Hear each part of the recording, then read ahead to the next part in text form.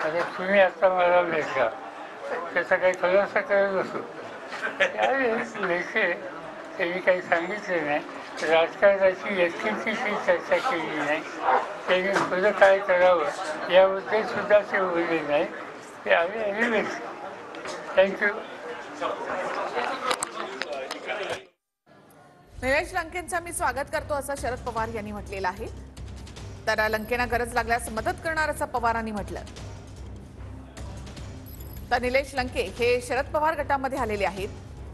त्यांनी पारनेर मतदारसंघात प्रामाणिकपणे काम केल्याचं पवार म्हणाले. पुस्तक प्रकाशन करायचं आता. तुम्ही नगरमध्ये आव्हान केलं होतं, तू तरी हाती घ्यायचा, अखेर ते आता पवार साहेबांसोबत आलेले आहेत. निलेश लंकेच्या कामाविषयी हा संपूर्ण महाराष्ट्रामध्ये आदर आहे आणि आज त्यांच्या पुस्तकाचं प्रकाशन होतं आणि त्यांचं राष्ट्रवादी काँग्रेस पक्षाच्या कार्यालयामध्ये हे खरोखर मनापासून स्वागत आहे. आणि अशा कार्यकर्त्याच्या सोबत राहणं, पाठीशी राहणं ही कायम चांगली गोष्ट आहे. तुमच्या आव्हानाला त्यांनी आता दाद दिलेली आहे. मला वाटतं मराठीत एक म्हण, हात कंगन को आरसी घ्या. तर नक्कीच आपण बघू शकतो की निलेश लंके देखील आता आपल्या सोबत आहेत आणि या ठिकाणी आता पुस्तक प्रकाशन जे आहे ते पार पडणार आहे. आपण बघतो की पुस्तक प्रकाशन आता पार पडणार आहे.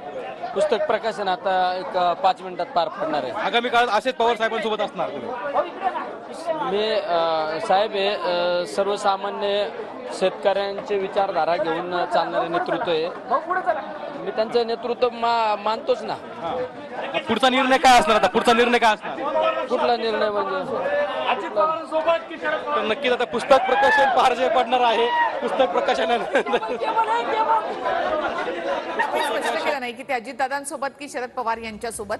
निलेश लंकेंचं मी स्वागत करतो असं शरद पवार यांनी म्हटलं. मात्र आपण शरद पवार गटामध्ये प्रवेश करतो असं स्पष्टपणे निलेश लंकेंनी म्हटलेलं नाही.